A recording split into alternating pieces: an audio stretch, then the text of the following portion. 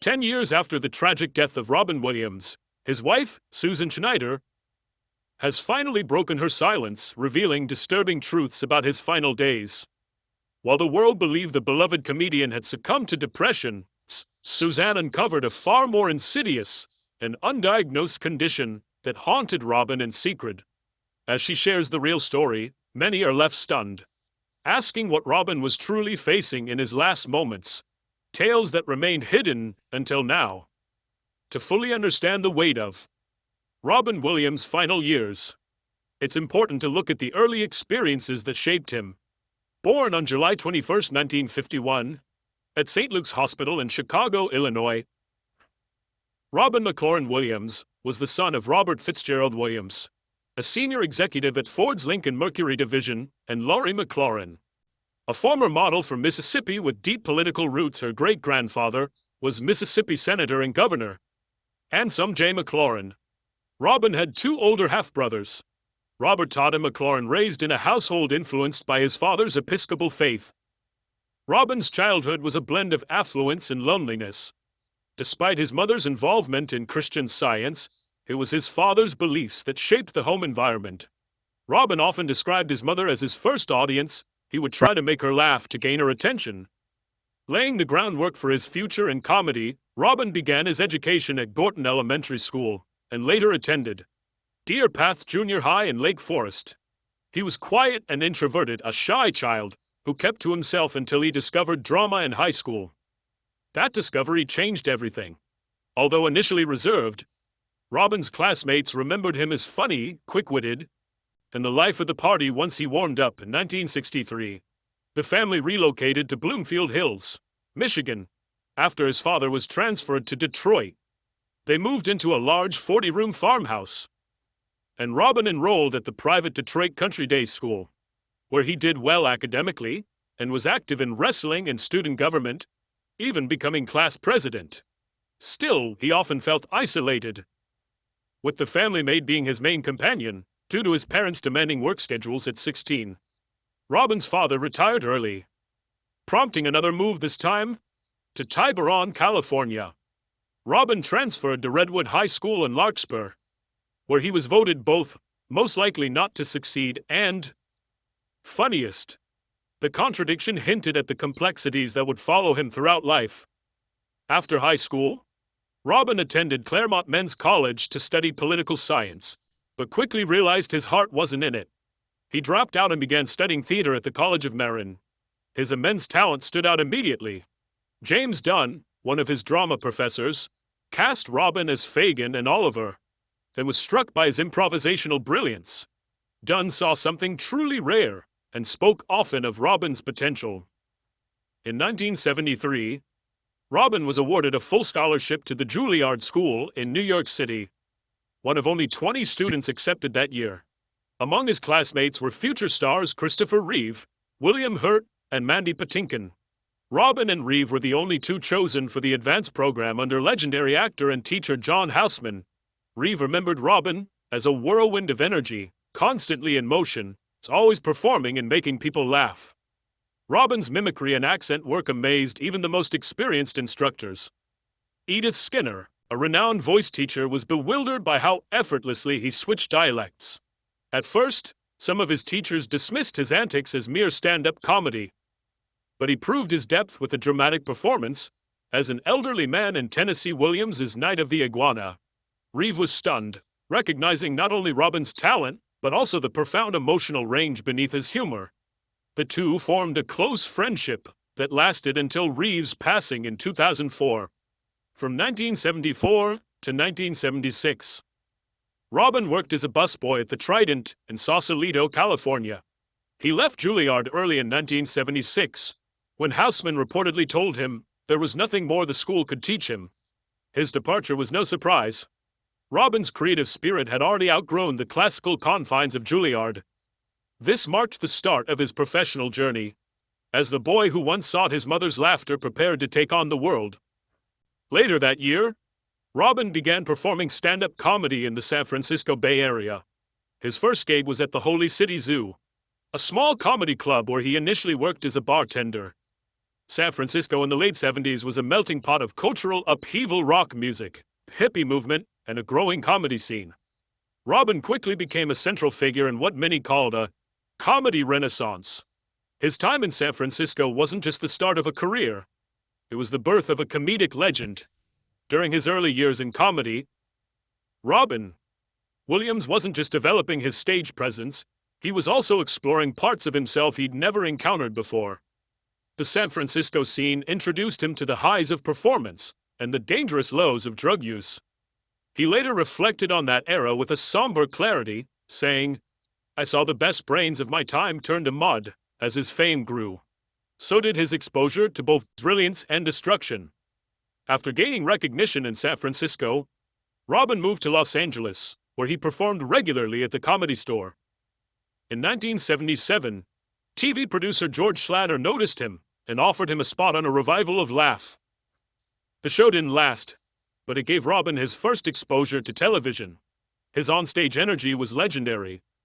David Letterman, a fellow comic at the time, remembered watching Robin perform for the first time and thinking, "Holy crap, there goes my chance in show business."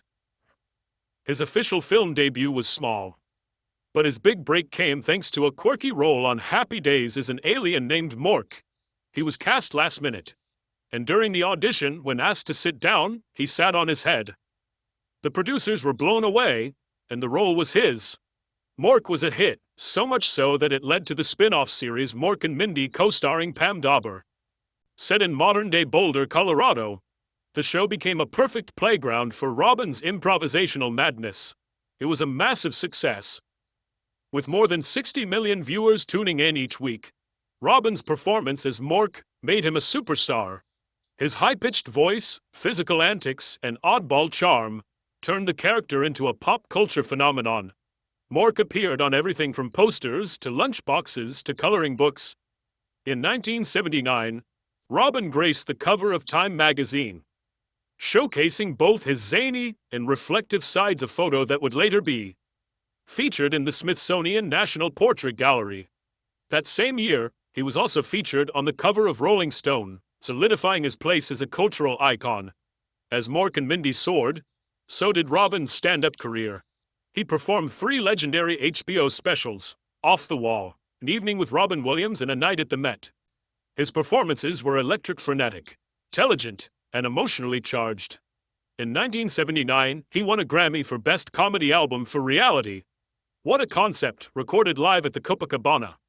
But as his public star rose, private struggles began to surface.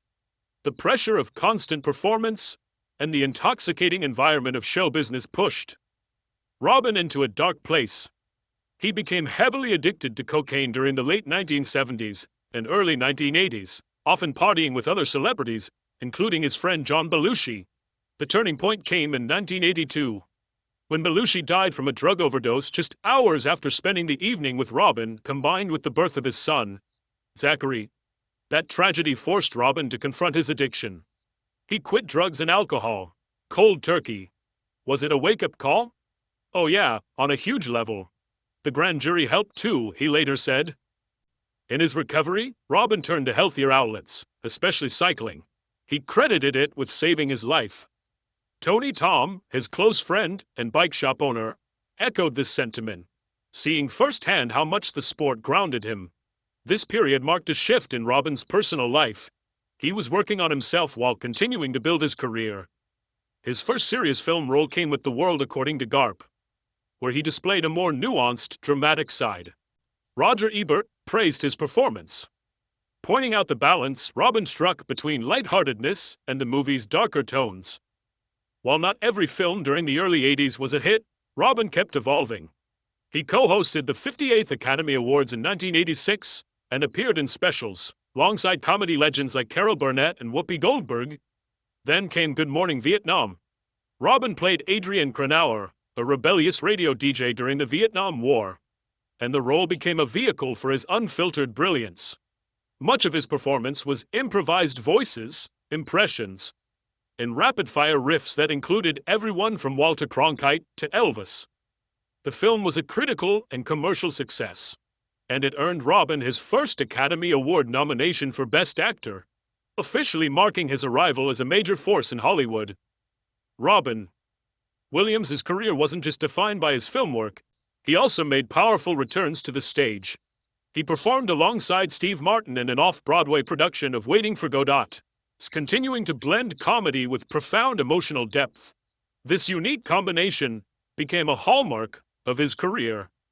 As seen in films like Mrs. Doubtfire and Patch Adams, where his humor was always grounded in heart, his role in Dead Poets Society as an inspiring English teacher left an enduring cultural mark, with the film's final scene becoming iconic for generations. In 1992, Robin took on one of his most beloved roles, the genie in Disney's Aladdin. Initially hesitant to participate, he only agreed under strict conditions that his voice and character wouldn't be used for commercial merchandise.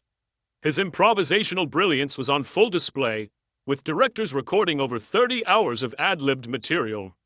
The film was a massive hit, and the genie became an unforgettable part of Disney history. However, tensions arose between Robin and Disney after the company broke their promise and used the genie extensively in marketing. Feeling betrayed, Robin refused to return for the sequel, only reconciling with the studio years later after a public apology. Despite that rift, he continued to lend his voice to animated projects like Fern Gully, The Last Rainforest, and pushed his acting range even further by taking on darker, more psychologically complex roles in films such as 1 Hour Photo and Insomnia. His ability to shift from comedy to intense drama was unmatched. This versatility earned him widespread acclaim and numerous awards. His portrayal of a compassionate therapist in Good Will Hunting won him an Academy Award for Best Supporting Actor. Other standout performances in The Fisher King and Dead Poets Society further proved his depth and sincerity as a performer. As he moved into the 2000s, Robin continued to explore new territory with roles that leaned into psychological drama, reflecting a maturing perspective and an evolving craft. At the same time, he maintained his connection to stand-up comedy. His one-man show Robin Williams Live on Broadway was a huge success and cemented his status as one of the greatest stand-up comedians of all time. But behind the performances, Robin continued to battle personal demons. While filming The Big White in Alaska in 2006, he began drinking again after 2 decades of sobriety. He later checked into rehab for alcoholism and was candid about his struggles, admitting that while he never returned to cocaine, alcohol had once again become a dangerous escape.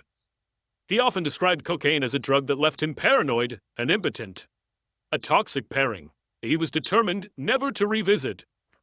In 2008, he made a triumphant return to stand up with his Weapons of Self-Destruction tour, which culminated in another successful HBO special. It showed that his creative spark remained alive despite his inner struggles. He continued to express interest in challenging roles, including a desire to play Ruby as Hagrid in the Harry Potter series, a role he was denied due to the director's British-only casting policy. Still, Robin continued to work in both animated films and serious dramas, proving his commitment to growth and storytelling. In the early 2010s, he returned to television with The Crazy Ones, a workplace comedy that paired him with Sarah Michelle Gellar.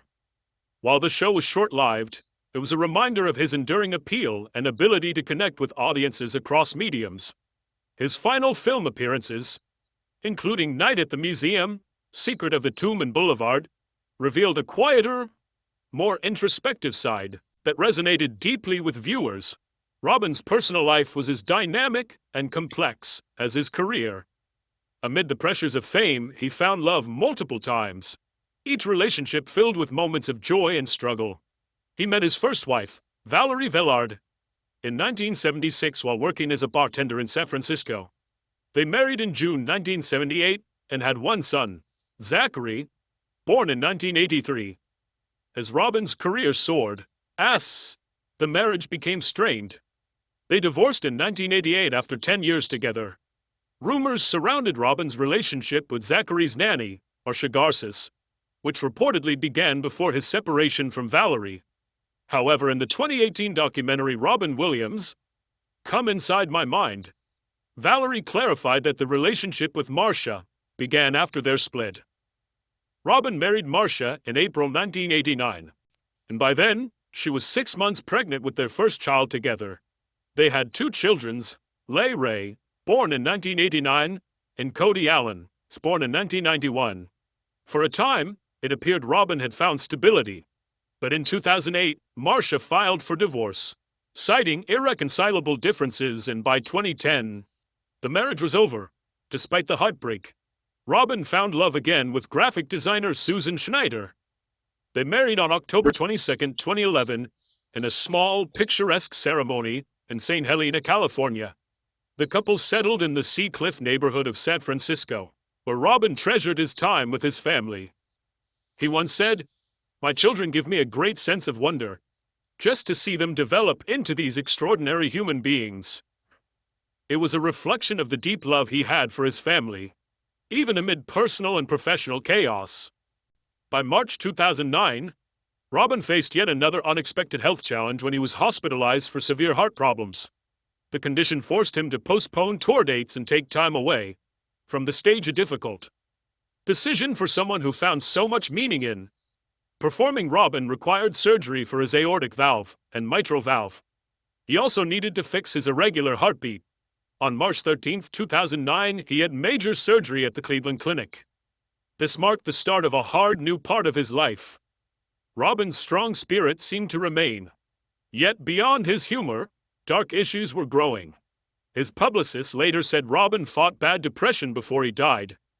His wife revealed he had early Parkinson's disease. This was something he was not ready to share. In truth, Robin faced a hidden problem. An autopsy showed he had diffuse Lewy body dementia. This brain disorder is often mistaken for Parkinson's. It causes protein buildup in the brain. This greatly affected his mental state. It led to deep worry, fear, and sadness.